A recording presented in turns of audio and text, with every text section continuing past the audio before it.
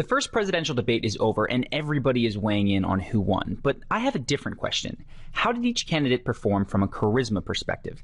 This is critically important because when people don't know who to trust, we oftentimes just choose the person that we have a better feeling about. You might not like it, but it's the truth of how humans work. So if you want to know how undecided voters are likely to vote, you cannot ignore the charisma angle. Let's begin by examining Trump. He started the debate strong, making one consistent point in his first answer. Our jobs are fleeing the country. So we're losing our good jobs, so many of them. So Ford is leaving. You see that, their small car division leaving. Thousands of jobs, leaving Michigan, leaving Ohio. They're all leaving. If you've seen our other videos on Trump, you know that this habit of repetition makes the point stick better in the brains of the audience. Days later, people are only going to remember a few snippets from the hour-and-a-half-long debate. A month later, on Election Day, they'll only remember how the debate made them feel about each candidate. So the repetition of a single point gives it the best chance of being what lasts. Trump even acknowledged that he agreed with Hillary on one point, and it was a strong moment for him compared to his more extreme positions of the past because it made him seem more reasonable and nuanced. As far as child care is concerned and so many other things, I think Hillary and I agree on that. We probably disagree a little bit as to numbers and amounts and what we're going to do, but perhaps we'll be talking about that later. As the debate wore on, though, Trump's repeated, often unsuccessful interruptions began to make him look like a jerk. I was against it once it was finally negotiated and the terms were laid out. I wrote about that in... You called it the gold standard. Well, I hope... You called it the gold standard of trade deals. You said it's the finest deal you've ever seen. No. And then you heard what I said about it, and all of a sudden you were against. What's most interesting here is that Donald Trump's interruptions were one of his winning tactics in the first debates. So why did they come off as obnoxious this time around? First off, in the first debate with so many candidates, they each had to fight one another for airtime. Interrupting was the only way to ensure that you didn't lose your chance to speak.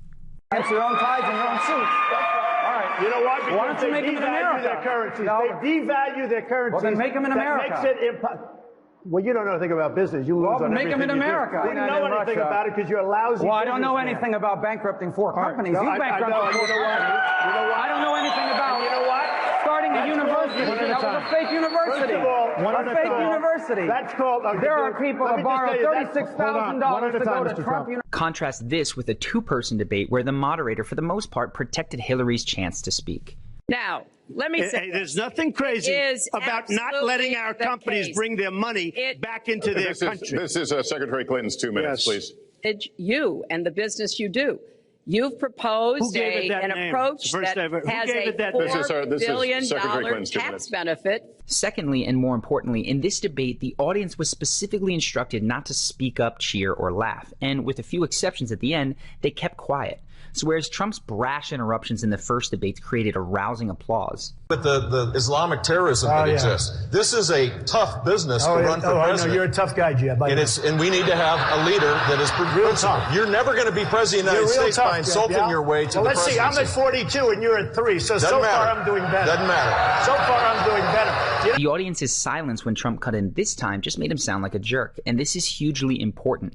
It comes from a psychological concept called social proof that states we all get cues on how to respond to situations by seeing how other people respond first. So when we hear a room full of laughter, we're more likely to laugh, ignoring the fact that that statement could have been perceived as rude.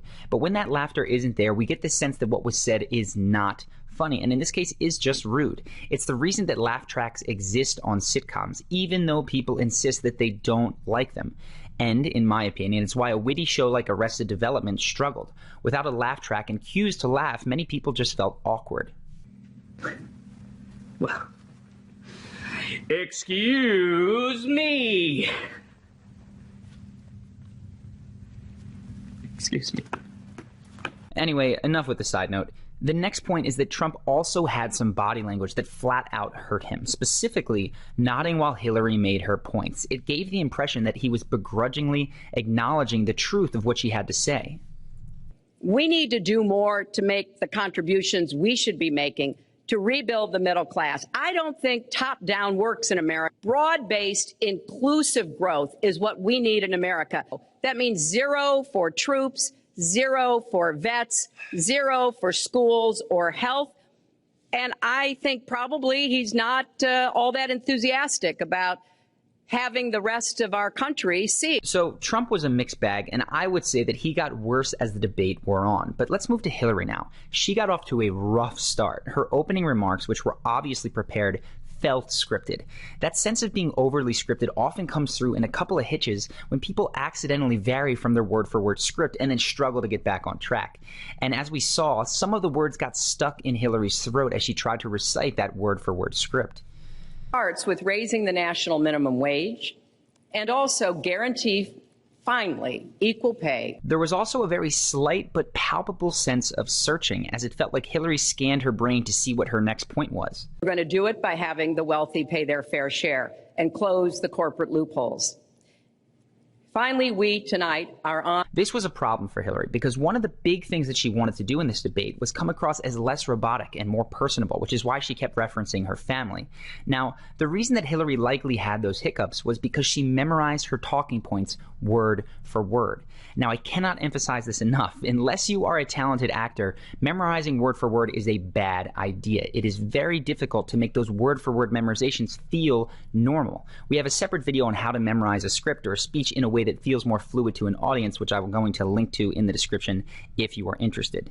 But things just got more uncomfortable with Hillary's smile, which looked forced. The lack of tension around her eyes made it come across as fake. Again, we have another video dissecting the anatomy of a genuine smile, but just notice the difference in the eyes between her typical smile and one of the smiles where she seemed to genuinely be laughing. Woo! Okay.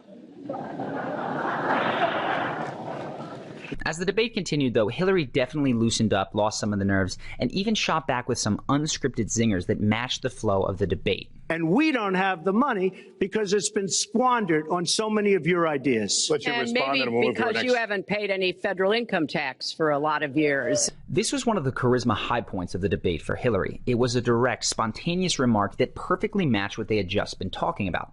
Unfortunately for her, there were far more prepackaged lines like trumped-up trickle-down that just didn't hit as hard.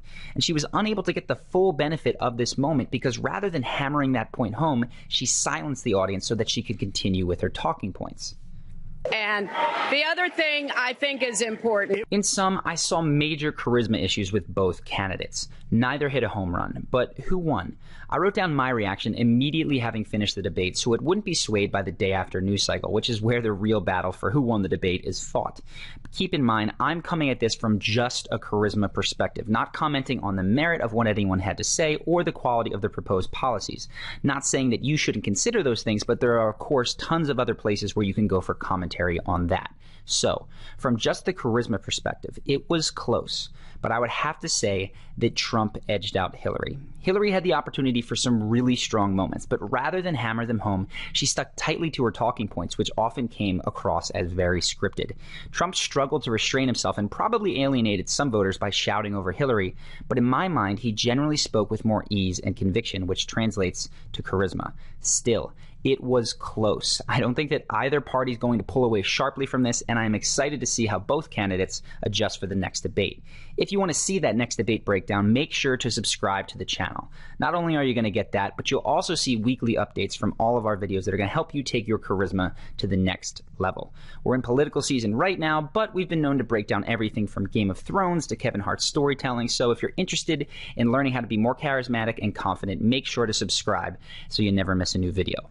If you want to check out the other videos that I've mentioned, we've got links in the description. And of course, until next time, I hope that you've enjoyed this video, and I'll see you in the next one.